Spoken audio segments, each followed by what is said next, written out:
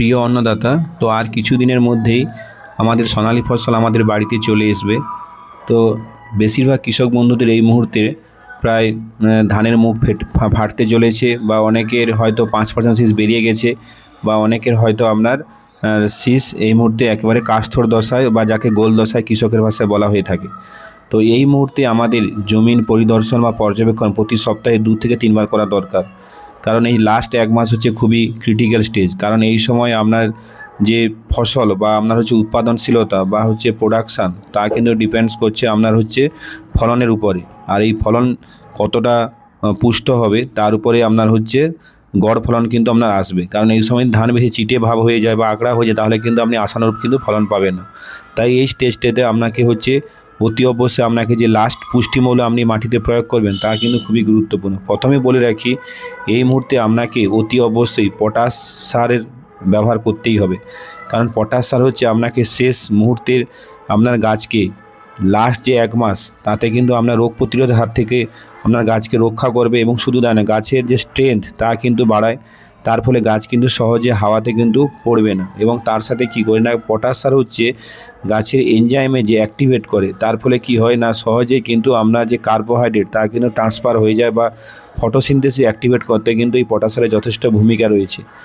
এবং আরেকটা শুধু না, যে গ্রেন ফিলিং হয়, অর্থাৎ যে ধান যে গ্রেন ফিলিং অর্থাৎ শস্য যে পরিপূর্ণ হয়, সেখানেও কিন্তু পটাশ সারের একটা যথেষ্ট ভূমিকা রয়েছে। সেই জন্য একটাই কথা বলবো, আপনাকে অতি অবশ্যই প্রতি ডেসিমেল পিছু আপনাকে 100 গ্রাম কিন্তু পটাশ সার রাখতে হবে।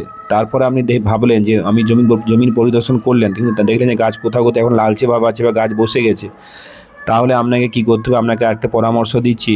এফএমসি কোম্পানির লিগেন্ড বলে একটি পাউডার অর্গানিক পটাশ পাওয়া যায়।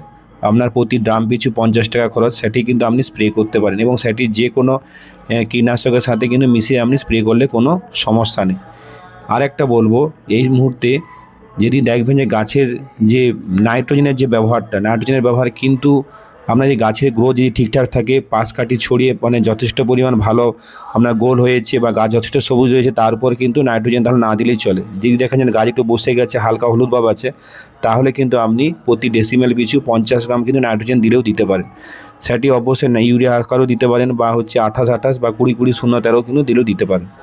তো এটা কিন্তু একেবারে লিমিটেড দিবেন, প্রতি ডেসিমেলে 50 থেকে 60 গ্রামের বেশি যেন না হয়। আরেকটা বলবো, এই স্টেজে আপনার আরেকটা যে অনুখাদ্যের দরকার, সেটি হচ্ছে আপনার সলিউবল বোরন। এই বোরন কিন্তু অনেকে কী করেন না, 100% যখন শীষ বেরিয়ে যায় তখন কিন্তু বোরন অ্যাপ্লাই করেন। কিন্তু একটাই কথা বলবো, আমরা যখন গাছে যখন স্প্রে করি, তা কিন্তু আমরা কী করি না, আপনার হচ্ছে কোনো রকম ওজন না করে কিন্তু আমরা জলীয় দ্রবণে কিন্তু এই অনুখাদ্য বা সার কিন্তু মেশাই। কিন্তু একটা কথা মনে রাখতে হবে, বোরন কিন্তু একেবারে হচ্ছে আপনার লবণের মতো, তার ফলে কি হয় না, বেশি পরিমাণ পড়ে গেলে বা আপনার ওই সলিউবলটা যদি আপনার শীষের যেটা আমরা যখন ফ্লাওয়ারিং স্টেজে কী হয় না, ওই সময় যদি বেশি পড়ে যায়, তাতে কিন্তু ওই আগড়ার সম্ভাবনা বেড়ে যায়। সেহেতু আমি একটাই কথা বলবো, আপনি যখন বোরন স্প্রে করবেন, অতি অবশ্যই 5% বা 10% যে শীষ বেরোবে, সেই মুহূর্তে কিন্তু আপনি কীটনাশকের সাথে কিন্তু বোরনটা প্রতি লিটার জলে 1.5 থেকে 2 গ্রাম গুলে কিন্তু স্প্রে করুন। এটা কিন্তু মাথায় মনে রাখতে হবে, বোরন দেওয়ার সময় কিন্তু সবসময় খেয়াল করে আপনাকে কিন্তু বোরনটা স্প্রে করতে হবে। এইগুলো ম্যানেজমেন্ট করুন, তাহলে কিন্তু আপনি রেজাল্ট পাবেন।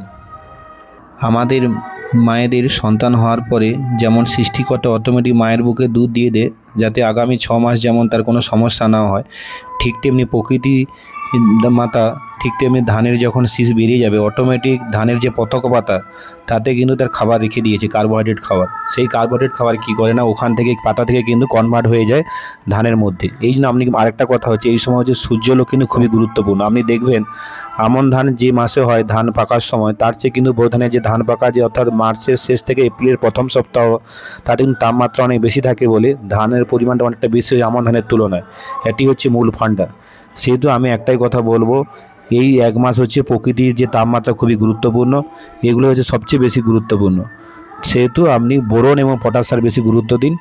আর ভিডিওটি ভালো লাগলে অতি অবশ্যই আপনারা সবার কাছে শেয়ার করুন, এবং যে কোনো প্রশ্ন থাকলে আপনি আমাকে লিখুন, আমি অ্যান্সার দেওয়ার চেষ্টা করব। সবাই ভালো থাকবেন, সুস্থ থাকবেন।